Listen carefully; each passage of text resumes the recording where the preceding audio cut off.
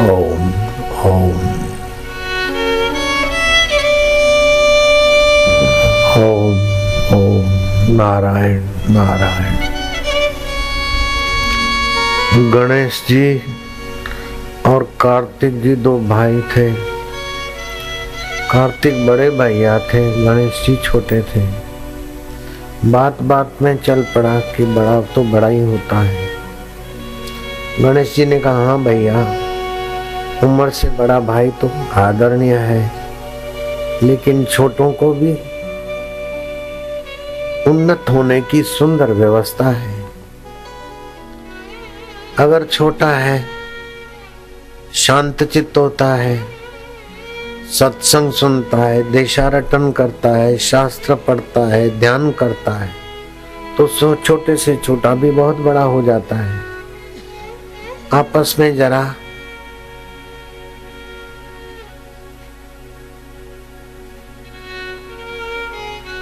विवेक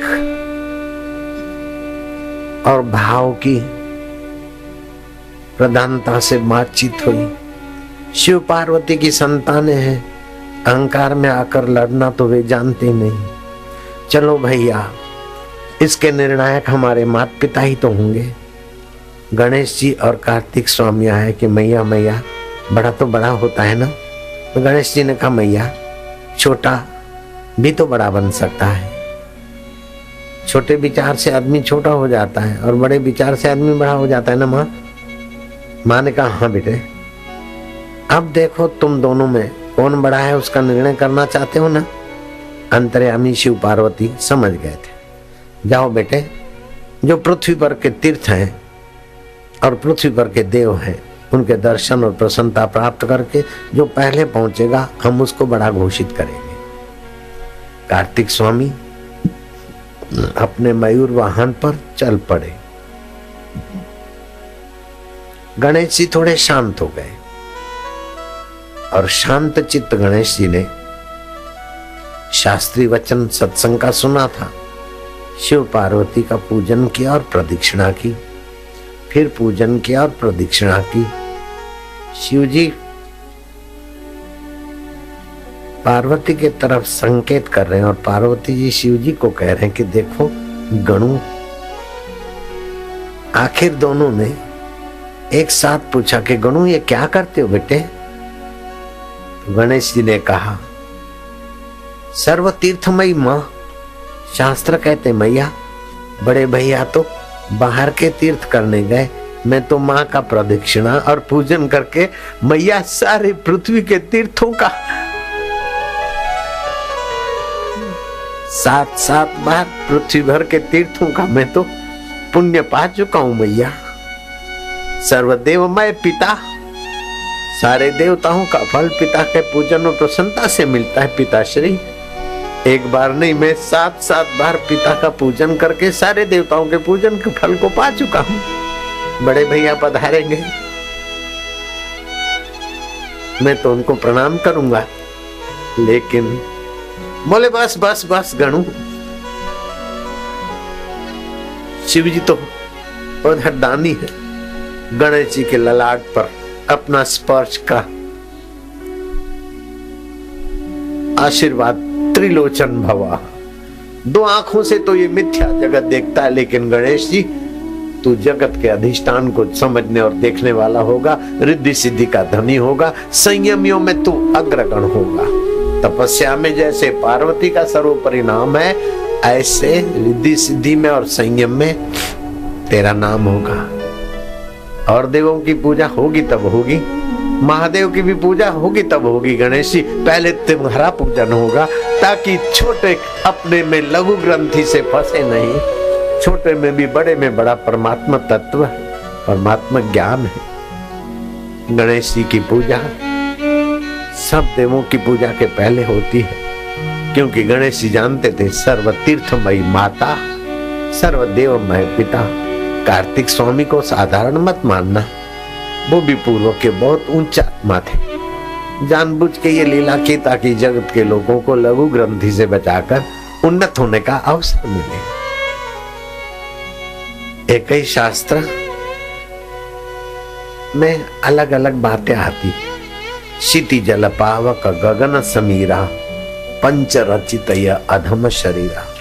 शरीर को अधम कहा रामायण में, और उसी रामायण में शरीर को स्वर्ग की निशानी कहा है।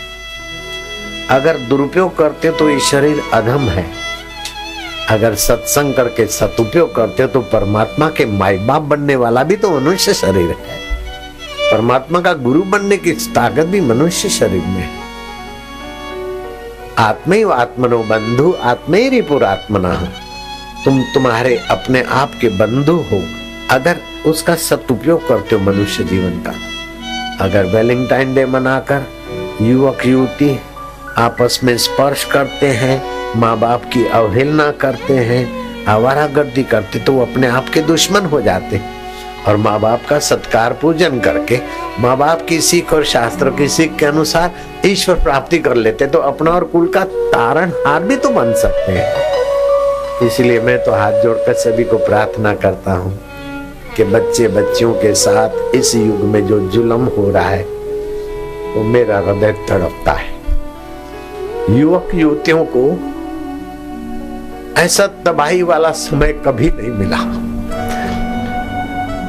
शुद्ध गाय का घी चला गया, दूध चला गया उन बच्चों के हाथों से, सात्विक भोजन चला गया, सात्विक संस्कार चले गए। अब कुछ बचा है तो ये वैलेंटाइन डे के निमित्त अथवा फिल्म की गंदी चाल के निमित्त आई लव यू करके इन बच्चों की तबाही मेरे से देखी नहीं जाती। इसलिए मैं ये प्रयत्न करता हूं ताकि हमारे युवा धन की रक्षा हो, हमारे युवक युवती स्वस्थ रहे, सुखी रहे, सम्मानित रहे और दुनिया के लोगों को भी स्वस्थ सुखी और सम्मानित कर सके। मेरे देश के बच्चे बच्चियों का उज्जवल भविष्य हो। इसलिए मैं ये करता हूं। मेरा किसी के प्रति वैर भाव नहीं है, द्वेष भाव नहीं है, लेकिन बच्चे बच्चियों के साथ इस युग ने जितनी तबाही की है ऐसा पूर्व काल में इतिहास में किसी युग ने नहीं की थी। आप बच्चे बच्चियों से ऊंची उम्मीदें रखते हो, लेकिन वो बेचारे करें तो क्या करें। चॉकलेट खा खा कर उनके पेट और दांत खराब हो जाते, डबल रोटी और बिस्किट और फास्ट फूड खाकर उनका पाचन खराब हो जाता है, गंदी फिल्में और वैलेंटाइन डे मनाकर उनका रजवीर नाश हो जाता है। वो करे तो बेचारे क्या करें। बच्चों के प्रति आप उदार बनिए, बच्चों के दोष बता बता कर आप बच्चों को कोसिए मत।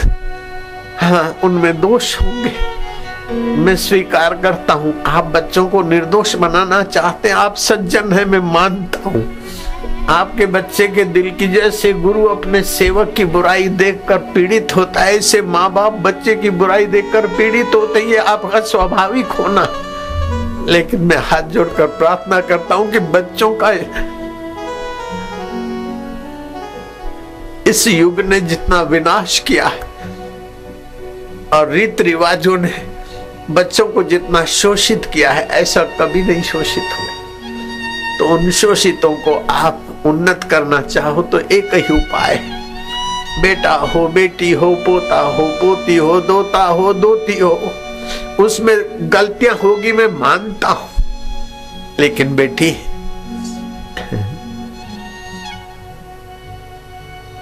या बेटा, कुछ भी हो, एकदम गिरा हुआ हो, कम से कम एक सद्गुण तो है कि वो तुम्हारे बच्चे हैं। ये तो उनका पुण्य है। और भारत में जन्मे हैं, ये भी तो उनका पुण्य है।